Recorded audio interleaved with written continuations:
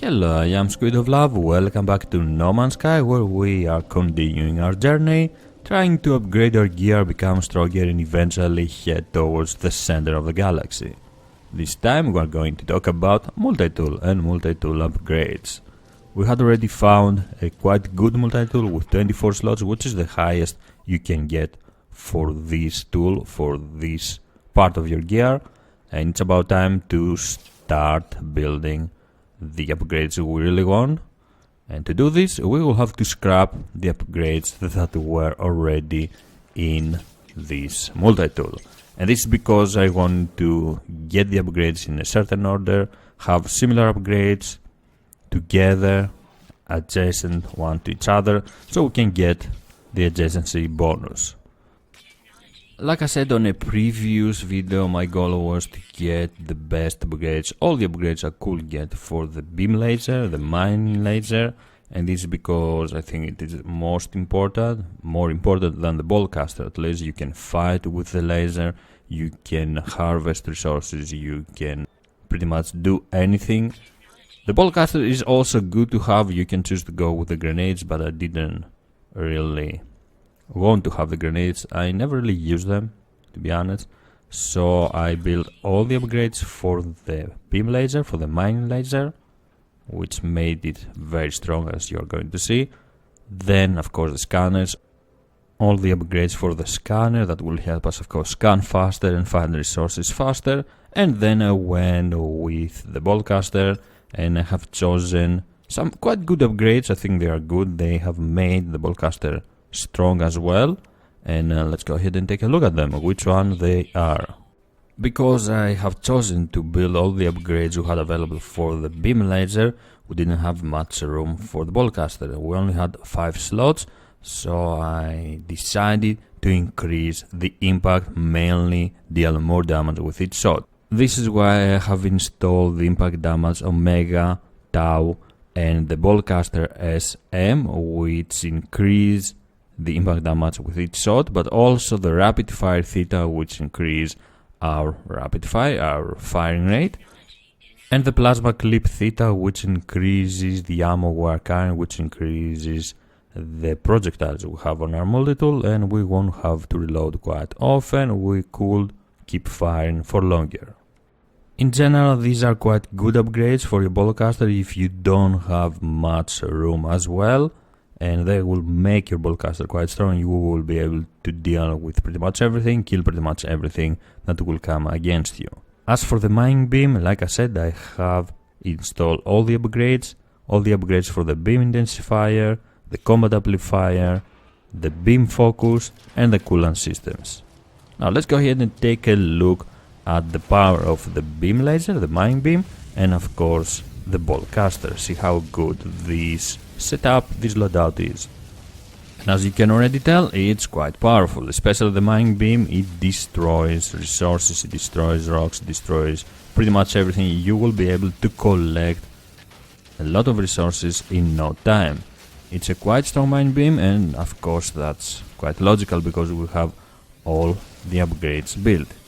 It will be interesting to see the ballcaster and what it can do against some sentinels, so let's just wait for some to come and destroy them.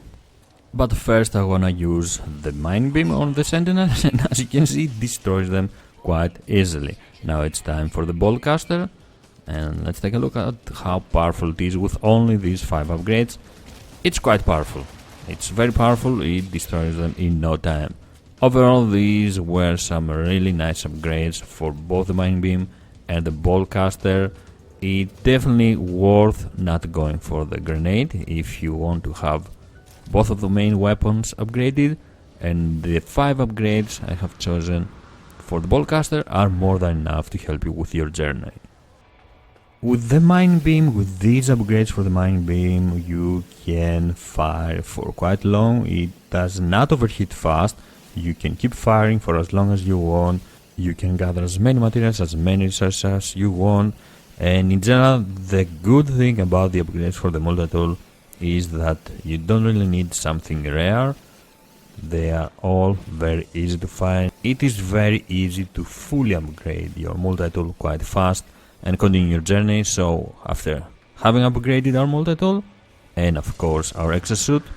Inventory, we only lack one upgrade on our exosuit, but we are gonna find it eventually. All we have left is start upgrading our Starship, so we can start moving towards the center of the galaxy. And we are going to travel with style, of course, because I have found myself a new Starship, a much better looking than the previous one. It is more of a fighter, it looks more of a fighter, and I really like it for this.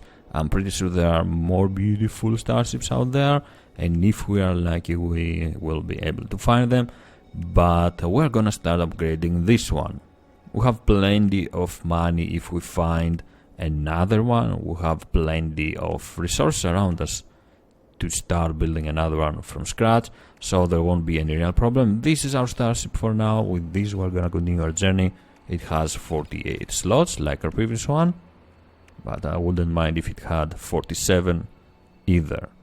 So slowly we are gonna start building first better engines, better hyperdrive, and start jumping farther and farther away until we have reached the center of the galaxy.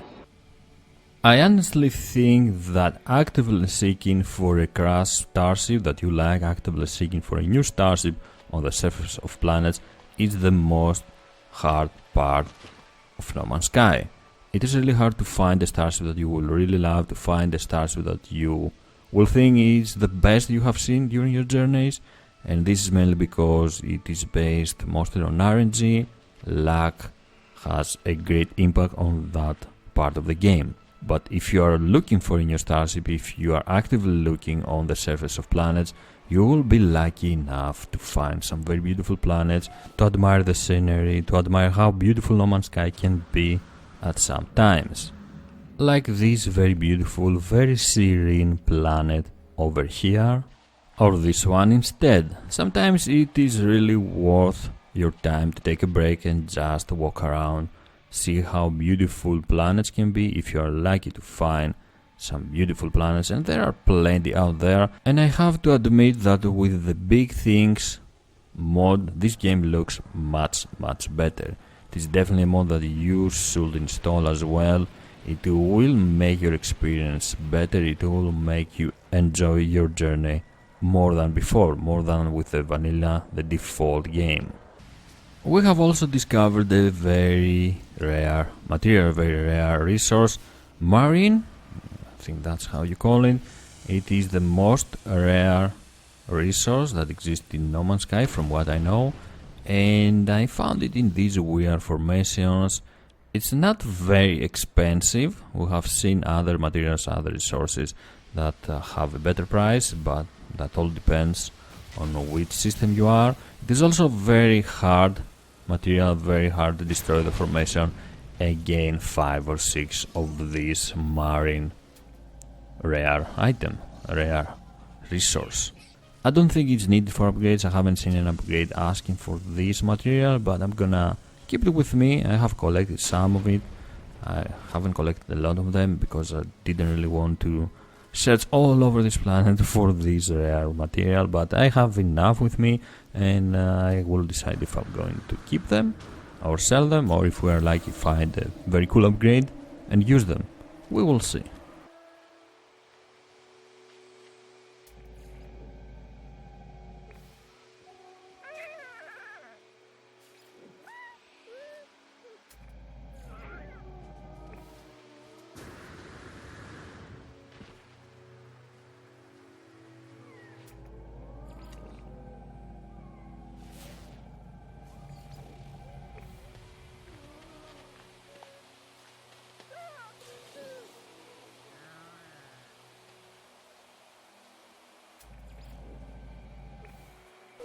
And remember that you can also earn a silly face in game simply by leaving comments on my No Man's Sky videos.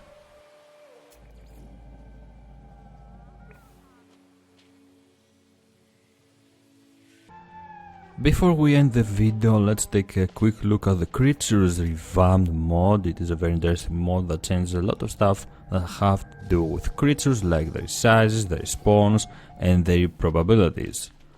With this mod, the size of an animal depends on the type of an animal. So for example, fish will now be fish-sized, rodents, rodent-sized, dinosaurs, if you are lucky enough to find dinosaur, are going to be huge. I haven't still found a huge dinosaur. I haven't looked at many planets, to be honest though, and I really hope I will find one huge dinosaur eventually.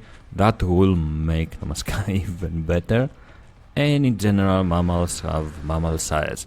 You can unlock the sizes, and every species have the option, have the opportunity to have huge size or very small size. That depends on what you want to see in your game. This mod also increases creature spawns, so it will be easier to find creature species together. Flying snakes are more common. You will be able to find flying snakes, quite cool creatures, more often, and bird groups, the size of bird groups is also bigger. A quite interesting mod, and the link is in the description like always if you want to take a look. Thank you very much for joining me. If you enjoyed the video, please don't forget to leave a like and subscribe for more. I am SquidofLove, and I will see you next time. Bye bye.